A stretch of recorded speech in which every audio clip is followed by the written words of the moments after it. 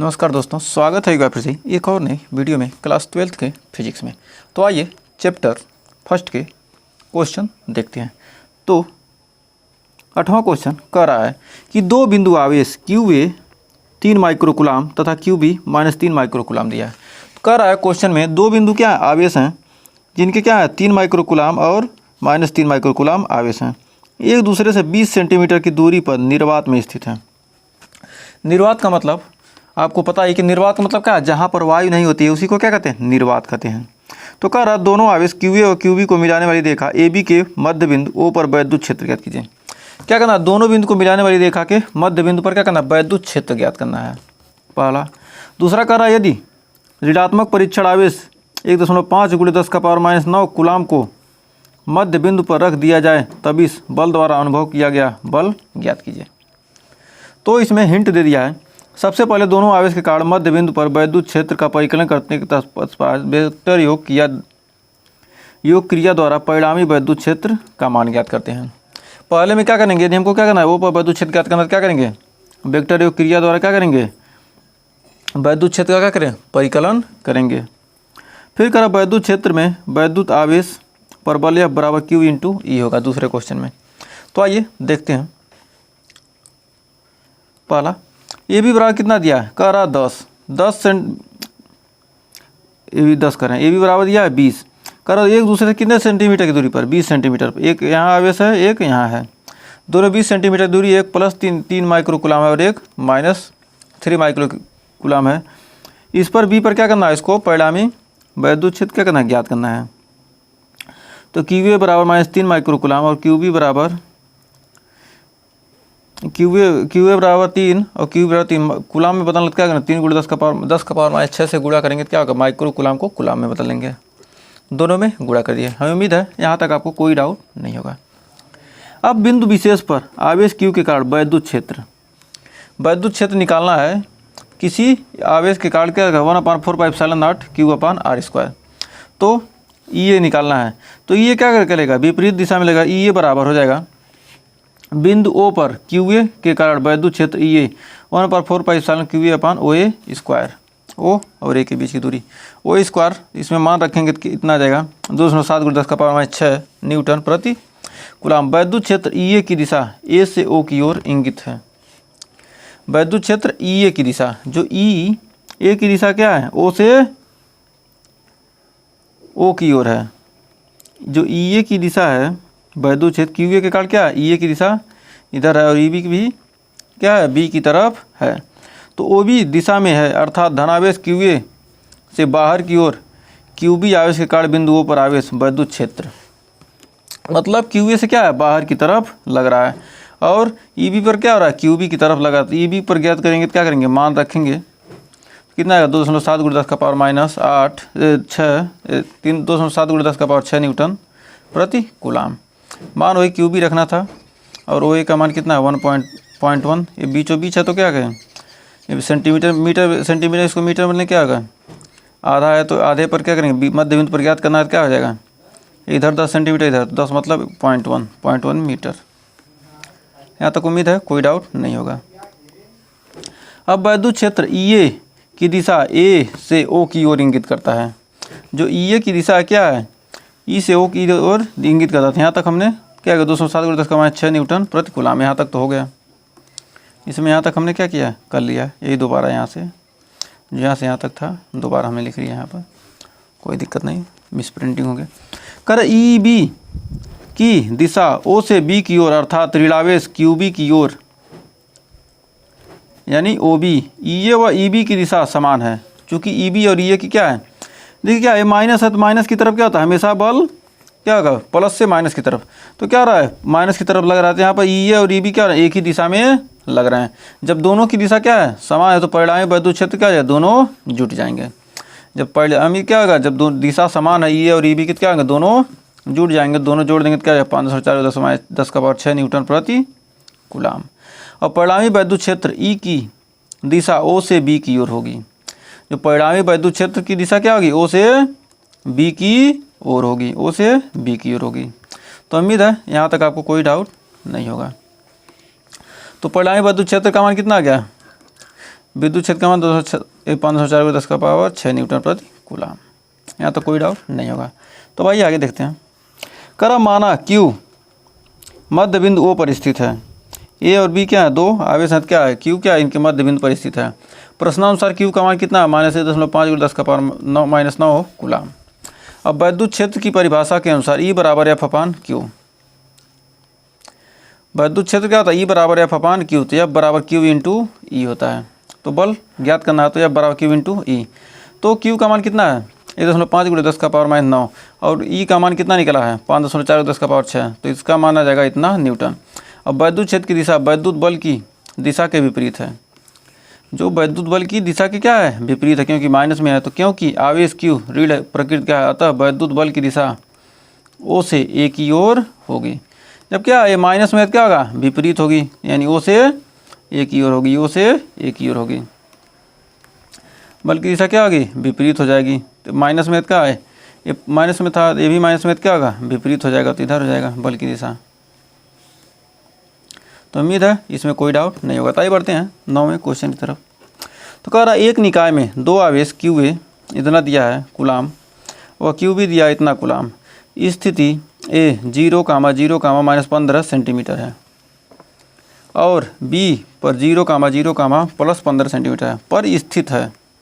मतलब क्या, 3 अक्ष दिया है X, Y, Z पर स्थित है। कुल आवेश तथा वैद्युत द्विध्रुव आघूर्ण का परिकलन करो। कुल आवेश और वैद्युत द्विध्रुव आघूर्ण का क्या करना है, परिकलन करना है। तो प्रश्नानुसार A 0, 0, -15 सेंटीमीटर और B पर 0, 0, 15 सेंटीमीटर। तो QA का मान हो जाएगा 2.5 × 10 का पावर -7 कूलाम और QB का मान हो जाएगा -2.5 × 10 का पावर -7 कूलाम। QA और QB का मान क्या है, दिया है, तो ये दिया X अक्ष, Y अक्ष और Z'। ये क्या, तीनों अक्ष यहाँ पर प्रदर्शित है। A व B के बीच, A व B के बीच की दूरी द्विध्रुव की लंबाई यानी QA व QB के मान क्या है, समान है तथा प्रकृति क्या है, भिन्न भिन्न। QA और QB के मान क्या है, समान है, लेकिन क्या है, इनकी प्रकृति जो है, नेचर है, क्या है, भिन्न भिन्न है। अब AB बराबर 2L द्विध्रुव की लंबाई। द्विध्रुव की लंबाई कितना हो जाएगी, AB बराबर 2L, तो यानी 30 सेंटीमीटर हो गया, यानी 30 × 10 का पावर 2 मीटर।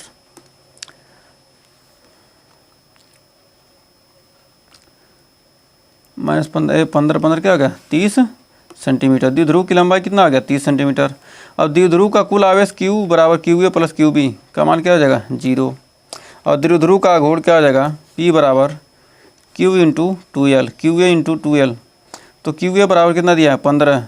कहाँ इसकी A और B क्या है, X, Y अक्ष क्या है, 0 है, 0 अक्ष पर है, और क्या है, Z का ही मान हमको दिया है, तो क्या है, ये 15 सेंटीमीटर पर है।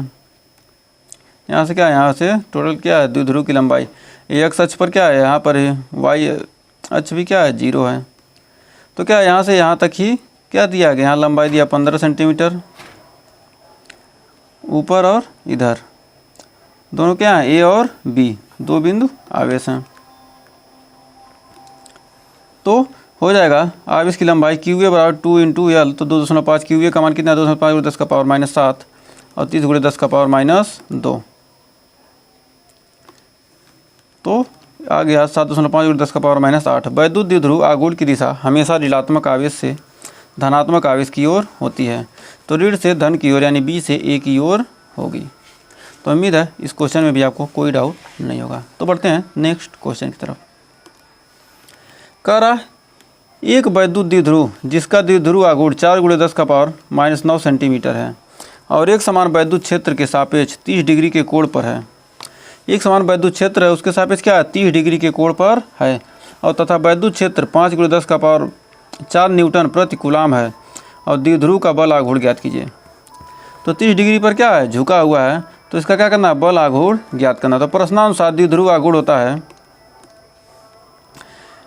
P बराबर दिया है, द्विध्रुव आघूर्ण P बराबर दिया 4 × 10 का पावर -9 कूलाम। द्विध्रुव आघूर्ण दिया है 4 × 10 -9 कूलाम। अब विद्युत क्षेत्र E बराबर दिया 5 × 10 का पावर 4, एक कूलाम का नहीं, सेंटीमीटर दिया है। Coulomb centimetre.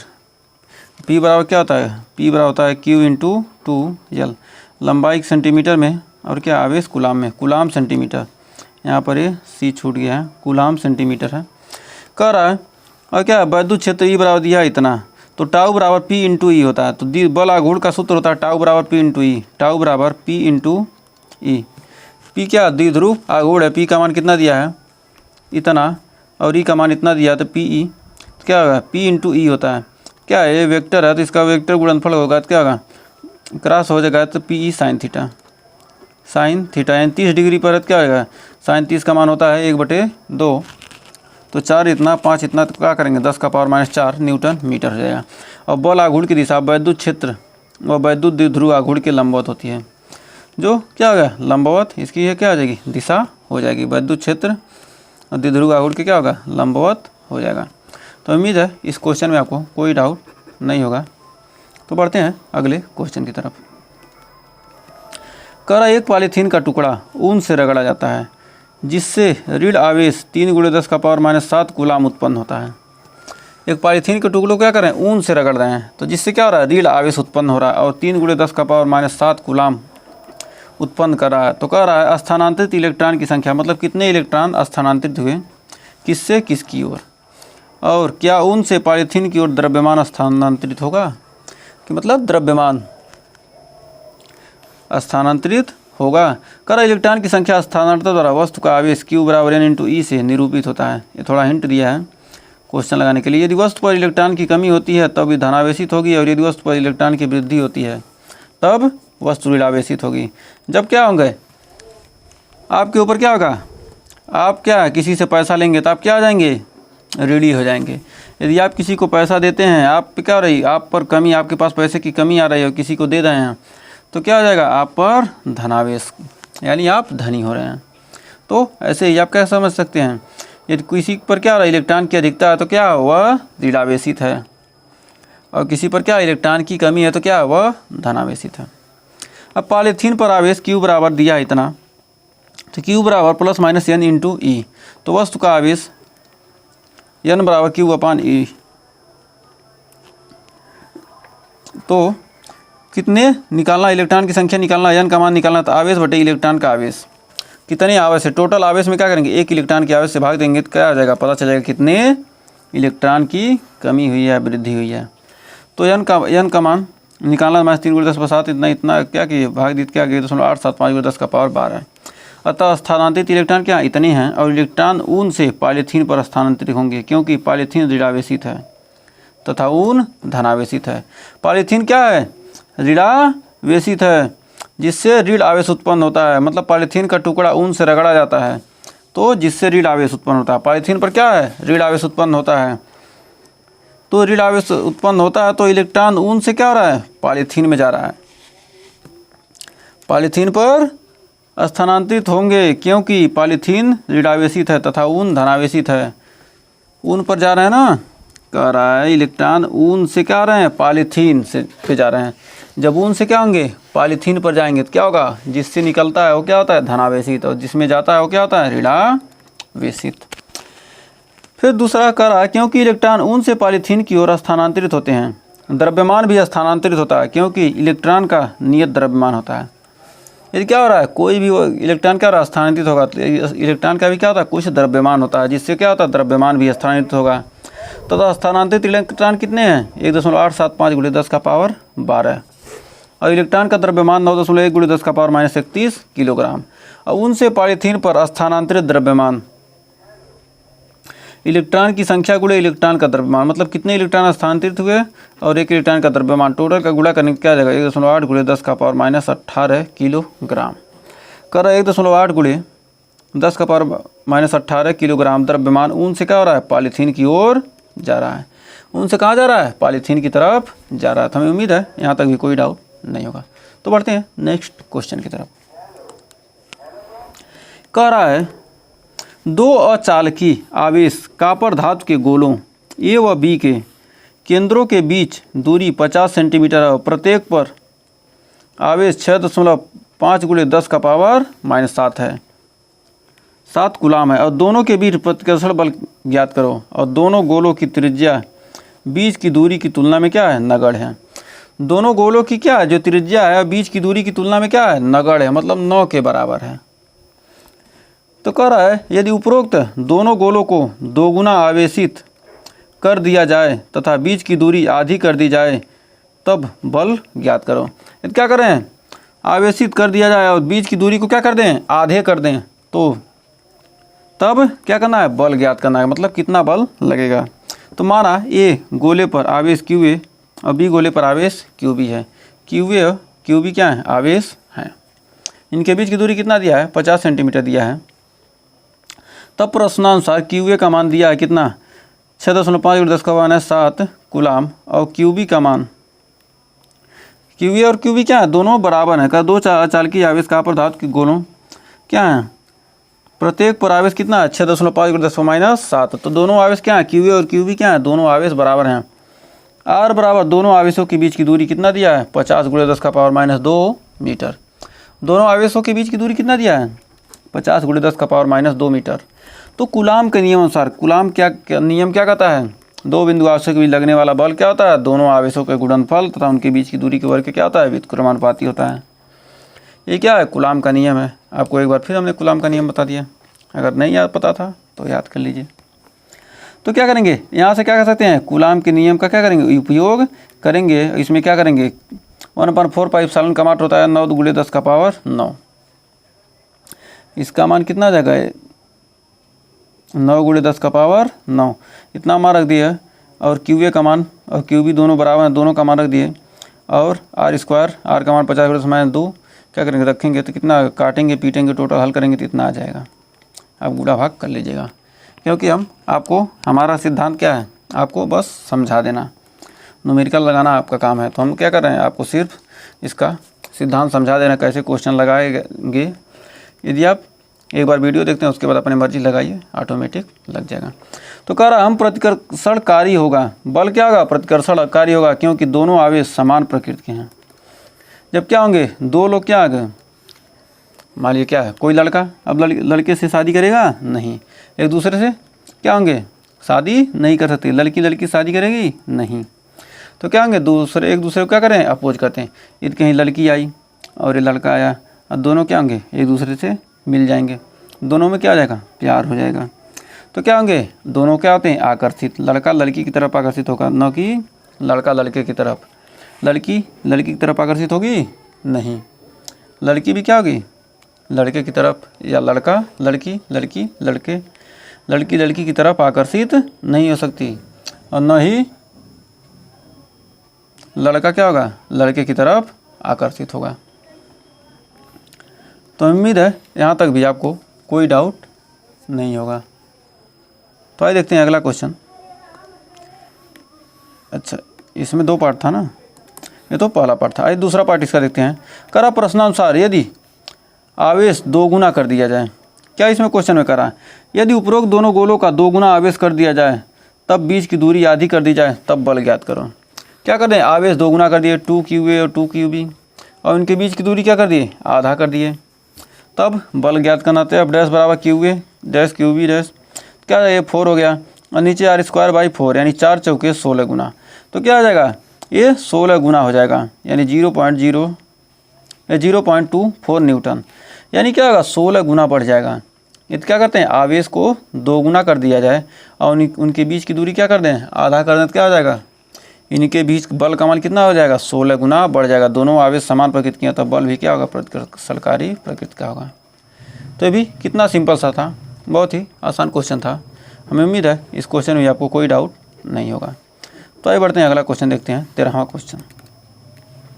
माना प्रश्न 12 में गोले ए व बी समान आकार के हैं। एक तीसरा समान आकार का गोला जो आवेशहीन है पहले प्रथम गोले के संपर्क में लाया जाता है और तत्पश्चात दूसरे गोले के संपर्क में लाया जाता है, अंत में दोनों से हटा दिया जाता है, तब ए व बी के बीच नया प्रतिकर्षण बल ज्ञात करो। कह रहा है ये क्या है, आवेश रहित, इस पर क्या एक गोला लाते हैं जिस पर क्या कोई आवेश नहीं है। सबसे पहले क्या करेंगे, पहले ए के पास ले जाते हैं, फिर बी के पास ले जाते हैं, और फिर क्या कहते हैं, दोनों के पास से क्या कहते हैं, हटा लेते हैं, तब इनके बीच नया प्रतिकर्षण बल ज्ञात करो।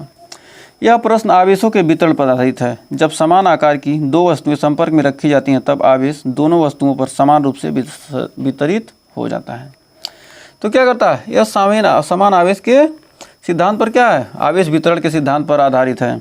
क्या होते हैं, जब दो आवेशों क्या करते हैं पास मिल जाते हैं तो क्या होता है, एक दूसरे में क्या होता है, आवेश समान रूप से क्या होता है, वितरित हो जाता है। ये हमने थ्योरी में पढ़ा था। तो आइए कह रहा है, जब गोले सी को ए के संपर्क में लाया जाता है, जब सी को क्या करें ए के संपर्क में लाएं, तब इनके बीच क्या हो जाएगा, Q A plus Q C, दोनों को क्या करेंगे, क्या हो जाएगा, क्यू ए पर क्या हो जाएगा, दोनों बराबर बराबर आवेश बढ़ जाएंगे। तो क्या हो जाएगा, क्यू ए और क्यू सी पर आवेश, क्यू ए पर क्या हो जाएगा, क्यू ए पर आवेश हो जाएगा कितना हो जाएगा 3.25 × 10⁻⁷, और सी पर क्यू सी पर इस पर भी क्या हो जाएगा, आवेश हो जाएगा 3.25 × 10⁻⁷ कूलाम। इन दोनों पर क्या हो जाएंगे, आवेश ए हो जाएंगे। इसका आधा आवेश दोनों पर क्या हो जाएगा, वितरित हो जाएगा। अब सी पर ले जाएंगे, जब सी पर ले जाएंगे तो क्या होगा, दोनों आवेशों के योग का आधा हो जाएगा। फिर सी और ए और सी पर क्या होगा, आवेश मिल गया। तो अब आइए देखते हैं, अब गोले सी को बी के संपर्क में लाया जाता है। अब गोला जो सी है उसको क्या कहते हैं, बी के संपर्क में लाते हैं, तो आवेश पुनः वितरित होता है। तो क्यू बी पर क्या हो जाएगा, क्यू बी और क्यू डैश सी दोनों का आवेश क्या हो जाएगा, जोड़ कर क्या करेंगे, 2 से डिवाइड करेंगे तो क्या होगा, उन पर भी क्या होगा, समान। अब दो ए पर क्या था, अब बी पर लाया गया, बी पर क्या किया, अब सी को पास मिलाए, तो दोनों को लाएंगे तो क्या होगा, दोनों पर क्या होगा, बराबर बराबर आवेश। इस पर यदि क्या है 3 आवेश है, इस पर क्या है 4 है, तो दोनों का योग का क्या हो जाएगा, आधा। दोनों पर बराबर बराबर बिटेंगे तो यानी 7 का आधा 2 यानी 3.5। तो इसी प्रकार क्या गया, दोनों का आवेश क्या, इस पर कुछ आवेश हमको मिल गया 3.25। सी पर ए से जब संपर्क में आया था तो क्या आ गया था, इस पर कुछ आवेश आ गया था, तो आवेश आ गया था तो इस दोनों आवेशों का क्या होगा, योग का आधा फिर मिल जाएगा। तो सी पर आवेश हो जाएगा क्यू डैश सी 4.875 × 10⁻⁷ कूलाम। और अंत में ए पर आवेश, ए पर आवेश इतना है और बी पर आवेश 4.875 × 10⁻⁷। सी पर ए पर बी पर सभी पर क्या होगा, आवेश मिल गया। तो क्यू डैश ए और क्यू डैश बी पर, अब दोनों पर क्या होंगे। अब पूछ रहा है क्या, क्वेश्चन में पूछा है कि संपर्क में हटा दिए तब ए व बी के बीच नया प्रतिकर्षण बल ज्ञात करो। अब ए व बी पर क्या पूछ रहा है, नया प्रतिकर्षण बल। अब क्यू ए और क्यू बी, ए पर आवेश कितना है, इतना, और बी पर इतना है, तो अब दोनों के बीच लगने वाला बल क्या होगा, क्यू डैश ए और क्यू डैश बी अपन r²। मान रखें क्या होगा 5.7 × 10⁻³ न्यूटन। बल प्रतिकर्षण काल ही होगा क्योंकि दोनों आवेश क्या समान प्रकृति के। फिर भी क्या, दोनों आवेश जब समान प्रकृति के हैं क्या होगा, प्रतिकर्षण का ही बल लगेगा, लेकिन कितना लगेगा 5.7 × 10⁻³ न्यूटन का। पहले कितने का लगता था, पहले बल का मान कितना था, नहीं पहले बल का मान पूछा ही नहीं था। तो क्या करते हैं, बल का मान बाद में पूछा तो बाद में ही हमने निकाला है। तो उम्मीद है इस क्वेश्चन में आपको कोई डाउट नहीं होगा। तो आइए बढ़ते हैं अगले क्वेश्चन की तरफ। तो 14वां क्वेश्चन कर रहा है, चित्र में एक समान विद्युत क्षेत्र में 3 आवेशित कणों का पथ दर्शाया गया है। 3 आवेशित कण दिए गए हैं, उनका क्या किया गया, पथ दर्शाया गया है। तीनों आवेश की प्रकृति ज्ञात करो, किस कण का आवेश द्रव्यमान अनुपात सर्वाधिक है। मतलब किस कण का जो आवेश और द्रव्यमान का अनुपात है क्या सबसे अधिक है, 1 का है कि 2 का है कि 3 का है, प्लस माइनस दोनों क्या है। तो आइए देखते हैं, हम जानते हैं कि धनावेशित कण ऋणावेशित कण की ओर आकर्षित होता है। जो धनावेशित होगा वो किधर आकर्षित होगा, ऋणावेशित की तरफ, और जो ऋणावेशित होगा वो धनावेशित की तरफ तो और आकर्षित होता है। यहाँ कण 1 व कण 2 धनावेशित प्लेट की ओर आकर्षित हो रहे हैं। 1 और 2 क्या हैं, धनावेशित प्लेट की ओर आकर्षित हो रहे हैं। अतः कण 1 व कण 2 ऋणावेशित हैं।